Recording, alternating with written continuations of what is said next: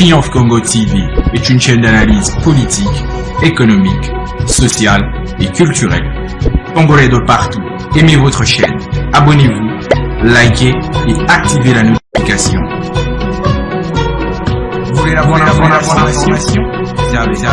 Triomphe.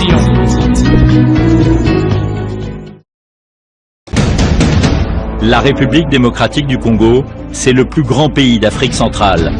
Un territoire équivalent à plus de 4 fois celui de la France métropolitaine. Aimables téléspectateurs de Triomphe Congo Télévision, votre média en ligne, nous sommes très heureux en ces jours, en ce début de la semaine qui tend vers la fin du mois de juillet, où nous nous rejoignons à vous pour échanger, pour vous apporter la bonne information. La bonne information, c'est quoi? 20 jours, ou soit 3 semaines après, jour pour jour, après la mise en application de la décision de Madame la maire de Lubumbashi, Josie Tunda Tchassa. L'application, c'était quoi? La mesure interdisant l'accès des motocyclistes au centre-ville de Lubumbashi et la chasse aux marchands à la sauvette, connus principalement dans la ville, les marchands pirates. La situation reste mitigée. Nous voyons les motards faire le déplacement du lieu des limites vers les centres-villes. Et pas plus loin que ce lundi matin, il y a eu des échauffourées entre ces motards, ces motocyclistes, et la police. C'est-à-dire, les motocyclistes voulaient entrer au centre-ville de Lubumbashi et il y a eu résistance de la police. Alors, face à cette situation, nous allons faire une petite analyse sur les décisions de Madame la maire de Lubumbashi. Est-ce que ces décisions, est-ce que cette mesure, elle est sociale ou pas, ou c'est une mesure qui est prise uniquement pour chercher une certaine modernisation de la ville ou un certain changement.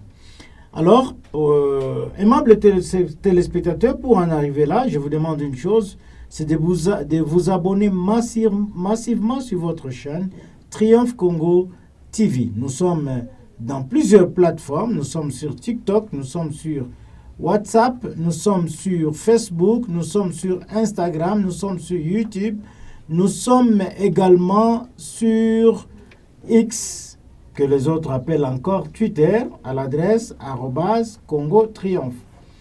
Alors, cette analyse, cette émission, je ne serai pas seul sur ce plateau, je suis avec mon estimé confrère, Étienne Mabimbi Wamabimbi, que je salue tendrement. Étienne, bonjour. Bonjour, estimé confrère Colin Dumont Sompo. Bonjour également à tous ces milliers de téléspectateurs qui nous suivent à travers le monde entier sur Triomphe Congo Télévision. Sur Triomphe Congo Télévision, où nous sommes suivis un peu partout à travers le monde.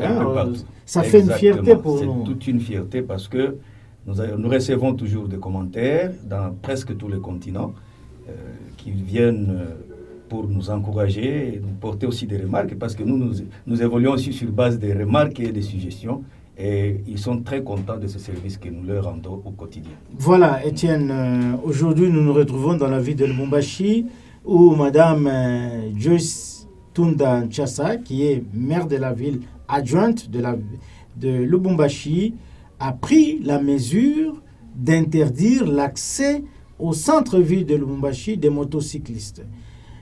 Quelle analyse faites-vous 20 jours après cette prise de mesure?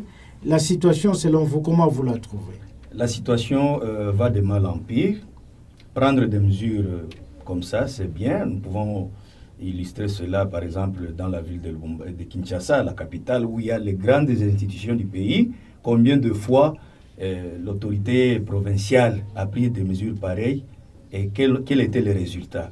S'agissant de la ville de Lubumbashi, Madame le maire adjointe, je ne sais pas si elle essaie un peu de voir dans le passé. Il y avait aussi une maire adjointe, Lauriane Moua, qui a pris la même mesure.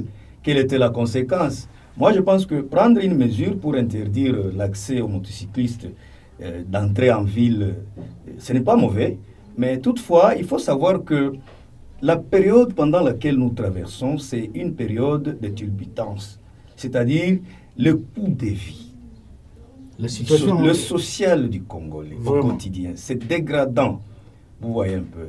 Au lieu que Madame le maire puisse commencer d'abord par interdire l'accès comme l'a fait son prédécesseur, il fallait d'abord recycler les motocyclistes parce qu'elle a avancé certains arguments disant que ils sont à la base des embouteillages, ils ne respectent pas les codes de la route. Mais, par exemple, dans la province d'Idolaba, qui est la province sœur, il y a des motocyclistes qui sont en plusieurs corporations et ils reçoivent des recyclages groupe par groupe, territoire par territoire. Qu'est-ce que vous voulez dire par recyclage? Recyclage, c'est-à-dire leur apprendre les codes de la route, parce qu'il y a de ces motocyclistes qui ne savent pas respecter les codes de la route, comme d'autres chauffeurs aussi, parce qu'ils sont aussi des chauffeurs. Oui, l'essence unique, par exemple. L'essence unique, la déviation, ainsi de suite.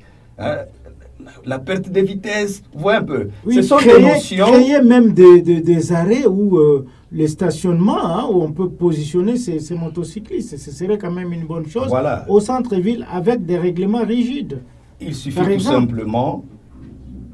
Il y a des partenaires qui accompagnent certains projets, comme les projets dont je fais allusion. Contactez ces partenaires. Nous avons des partenaires miniers ici qui exploitent la province. Est-ce que si vous leur proposez de telles formations, ils doivent refuser de donner leur contribution? Je ne pense pas. Voilà. Vous cherchez les gens de CNPR qui sont là, ils vont donner des notions à ces gens et après vous leur donnez des brevets. Parce qu'ils sont tellement nombreux. Oui. Ça ne peut pas se faire en un clin d'œil. Il y a un aspect dont vous avez soulevé, vous parlez du social qui est devenu de plus en plus déplorable et dégradant. Qu'est-ce que vous voulez dire par rapport à la présence de ces motocyclistes qui descendent au centre-ville de Lubumbashi? Si je fais cette analyse, c'est par rapport au nombre d'abord de motocyclistes. S'il faut dire que les motocyclistes se limitent seulement dans des communes, ils vont gagner combien? Et ils sont au nombre de combien? Les motocyclistes aiment travailler au centre-ville parce que là, c'est juste une petite distance, il a 1500, il a 2000 francs, et peut-être à la fin de la journée, il a déjà son versement, il a déjà sa ration, ainsi de suite. Mais s'ils doivent tous se retrouver dans des communes, vous voyez un peu ce que ça représente. C'est-à-dire, vous voulez dire que Mme le maire n'a pas... La décision n'est pas mauvaise, mais le moment n'est pas bien choisi. Est-ce que pour le moment, c'est une priorité d'interdire l'accès aux motocyclistes d'être au centre-ville? Vous voyez un peu. Il faut choisir le moment. Ce sont les mêmes motocyclistes qui ont été utilisés par eux, les autorités, pendant la campagne électorale. Et maintenant, aujourd'hui, après quelques mois de leur installation, ils prennent des décisions comme ça. Donc, il faut choisir des moments. Il fallait d'abord laisser une petite tolérance, les sensibiliser, et ensuite, vous pouvez quand même prendre de telles mesures. Donc, vous dites que... Parce qu'un jour, ça va dégénérer. Comme aujourd'hui, il y a eu échauffourée. Oui. Et quand il y aura, par exemple, mort d'homme, je pense que l'autorité sera interpellée. Oui, mais c'est aussi alors, une mesure on ne veut pas pour... qu'on y arrive. C'est ça la crainte. Oui, Étienne, vous ne trouvez pas que la mesure de Mme Joyce va de pair avec celle prise jadis par oui, c'est ce que je venais de dire tout de suite là. Madame Lauriane Mouewa, Poutine. Hein. Quel était le résultat? Oui, est-ce que... Ne trouvez-vous pas que ces autorités de Lubumbashi vont vite de mal en pire? Parce que les motards, là, si on les chassait tous du centre-ville, est-ce qu'il n'y aura pas de conséquences? Est-ce que c'est une priorité? Il y aura toujours des conséquences. Vous savez que... Sur le plan sécuritaire. Sur le plan sécuritaire, on a essayé de faire un micro-baladeur, n'est-ce pas? Les motocyclistes ont dit, si vous nous refusez l'accès au centre-ville, il n'y a pas d'emploi jusque-là. Le gouvernement vient d'être installé il n'y a pas longtemps. Qu'est-ce que vous voulez qu'on fasse? Nous allons encore rentrer dans la population en train de voler. Et puis, leur refuser l'accès au centre-ville, c'est bien. Mais qu'est-ce qu'ils vont faire? Parce qu'ils sont tellement nombreux. Et il y a parmi eux des grands responsables, même des intellectuels s'y trouvent. Et quelle serait la solution selon vous? Il fallait une tolérance. Parce que la rigueur de la loi, c'est sa faiblesse. C'est-à-dire, on peut dire, aujourd'hui, personne ne peut passer par ici. C'est une interdiction formelle. C'est une loi. Mais lorsque, par exemple, une autorité se présente, elle ne peut pas passer. Vous voyez un peu? Le moment n'est pas bien choisi. Donc, s'il y a, par exemple, l'arrivée d'une autorité qui vient de Kinshasa, vous allez lui dire que c'est interdit de passer ici. De prendre les motocyclistes? Oui, un peu. Est-ce qu'à Kinshasa, les motocyclistes ne se retrouvent pas au centre-ville? Dans d'autres provinces ici, les motocyclistes, c'est seulement Lubumbashi. Ce n'est pas une priorité pour le moment. Il faut savoir choisir le moment opportun pour appliquer certaines décisions. Bientôt là, ces mêmes motocyclistes auront besoin de préparer la rentrée scolaire de leurs enfants. Qu'allez-vous faire? Parce qu'il ne reste qu'un mois. Le mois d'août. Ouais. Mais le mois de juillet ici, depuis le 2, ils n'ont pas travaillé au centre-ville. Pourquoi ne pas leur accorder cette faveur d'abord et commencer par les sensibiliser par rapport à la formation que je propose? Parce que j'ai vu ça dans la province du Lualaba. Oui, la formation, les conséquences sont très néfastes parce que ces jeunes gens peuvent... c'est aussi une bombe à retardement pour la sécurité de la province. Moi, je pense que le gouverneur de province... Il doit s'impliquer, c'est lui le patron de l'exécutif. Effectivement, sinon ça sera... Il ne peut pas rester calme. Nous allons regretter un jour, nous nous réveillons comme ça, la nuit, ça ne marche pas. Deuxième sujet, c'est la chasse aux marchands pirates, Etienne. Nous remarquons, il y a vraiment la grande tracasserie qui se passe là-bas. C'est aussi une mesure prise à la hâte par Madame Joyce Tunda. Mais ne trouvez-vous pas qu'elle a un peu exagéré? Parce que on chasse tout le monde, jusque même à 21h, les policiers sont là, ils ramassent les légumes, les tomates, tout ce qu'ils rencontrent là-bas. Tout ça. Et on prend une vieille maman, une jeune maman, on la tabasse, on la jette par terre. On la jette par terre, on la prend, on la jette dans la jeep de la police. Est-ce que c'est conforme vraiment à la loi congolaise et à la culture, même aux us et coutumes en tant que Bantou?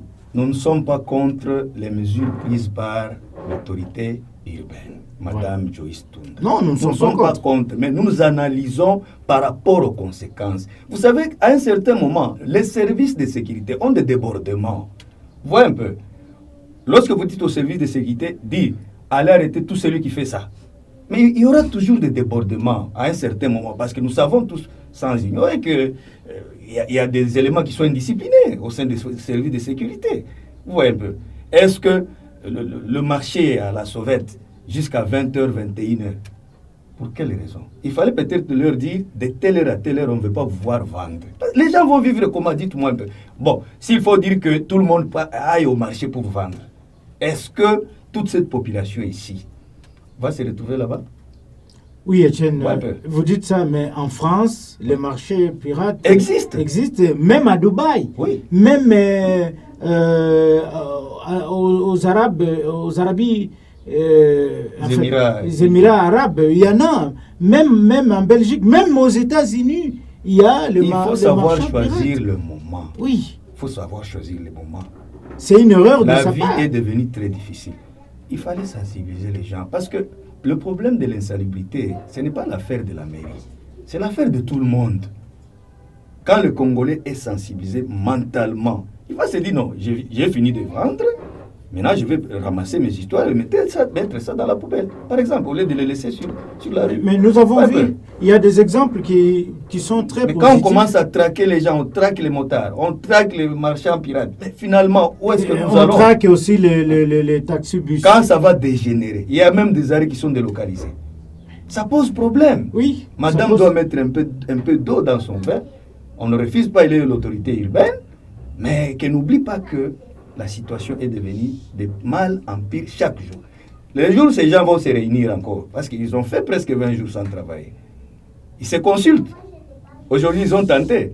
Peut-être le lendemain ou le surlendemain, ils vont revenir avec une autre option. Et quand ça va dégénérer, ça va profiter à qui? Parce que nous sommes tous Congolais.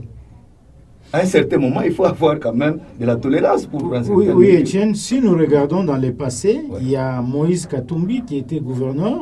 À cette époque-là, il y avait Kaseba Mankunku qui était là, et puis Jean-Oscar Sangouza. Ils ont aussi géré les marchands pirates. On a créé... Mais ces gens-là, ils payent quand même les taxes. Ils payent même les motards, ils payent les taxes. Oui, mais... Pourquoi ne pas les encadrer? C'est la mairie qui perçoit ces taxes-là. Pourquoi ne pas les encadrer? Nous avons vu Martin Kazembe Choula. Nous lui avons posé cette question un jour. Mais Martin, il a organisé pour les marchands pirates, il a dit, à partir de 17h, vous entrez, à 20h, 21h, vous ramassez vos déchets et vous jetez quelque part, nous allons ramasser, nous allons jeter. Mais voilà, il y a eu du calme. Madame vient avec une force là, très très brutale, en chassant les gens. Nous voyons, il y a le dérapage qui est là, sans tenir compte des conséquences qui peuvent en venir. Nous avons même appris, il n'y a pas 3 jours qu'il a été lapidé. Au centre-ville, mais ça s'annonce très mal. Ça s'annonce très mal. C'est pourquoi nous lançons, Etienne, ici, un appel vibrant au gouverneur de province. C'est lui le patron de l'exécutif ici en province. Il ne peut pas être calme, il doit intervenir parce le plus tôt possible. Il y a péril en demeure. Puisse interpeller Madame le maire de Lubumbashi pour voir lui dire tant mieux qu'est-ce qu'ils peuvent faire ensemble. Oui, comment il faut changer cette situation au lieu de brutaliser les pauvres citoyens qui vivent dans des conditions très difficiles. Aujourd'hui, le dollar est à 290. Vous comprenez un peu, la vie devient très difficile à Lubumbashi. Vous ne devez pas faire souffrir les gens comme ça. Ce n'est pas tout le monde qui est patron d'une maison. Non, il n'y a pas d'argent. C'est une souffrance. C'est une souffrance, Madame le maire. Ici à Lubumbashi. Madame le maire, vous devez avoir ces soucis. Vous devez être humain. Vous devez vraiment être humain. Savoir que nous venons au Congo ici, on vient de rien pour devenir riche. Mais il ne faut pas oublier le passé. Il ne faut pas oublier le passé, Etienne. Vous comprenez un peu cette situation? Oui, ça c'est vraiment une interpellation à l'autorité urbaine de voir comment changer un peu de mesures, parce qu'on a toujours dit qu'il faut un peu doser, hein, parce que ça commence à dégénérer. Ce n'est pas bien. Ça commence à dégénérer. Donc il faut utiliser la chicotte et la carotte. Et la carotte, c'est une bonne politique. Oui, Madame le maire. En tout cas, nous espérons que Madame le maire, Joyce Chansa, est en train de nous suivre, hein, avec assiduité, avec intérêt, parce que ça va de l'honneur de son temps. Hein. Nous allons un jour parler d'elle, parce que nous savons, il y avait tout le monde passe, hein, les institutions restent. Alors, il ne me reste qu'à vous dire merci. Je ne sais pas si vous avez autre chose à ajouter. Non, Etienne. non, en tout cas, j'ai dit merci. Je crois que c'est tombé dans de bonnes oreilles. Les autorités nous suivent vraiment avec beaucoup d'intérêt. Et ils vont quand même chercher de voies et moyens pour pallier à cette situation chaotique. Oui, cette situation presque chaotique, mais nous ne sommes pas contre les mesures prises par Madame le maire, parce que nous voyons, le pire. Nous voyons déjà ce qu'il y a au centre-ville. Aujourd'hui, la ville est aérée, il n'y a pas de circulation brutale de motos, cyclistes, tout ça, c'est bien. Mais utiliser la politique de la carotte et de la chicotte. Voilà, aimables téléspectateurs de Triomphe Congo Télévision, il ne me reste plus qu'à vous dire merci de nous avoir suivis et bonne suite de programme sur Triomphe Congo Télévision, votre média en ligne. Triomphe Congo TV est une chaîne d'analyse politique, économique, sociale et culturelle. Congolais de partout, aimez votre chaîne, abonnez-vous, likez et activez la notification. Vous voulez la bonne information? Triomphe.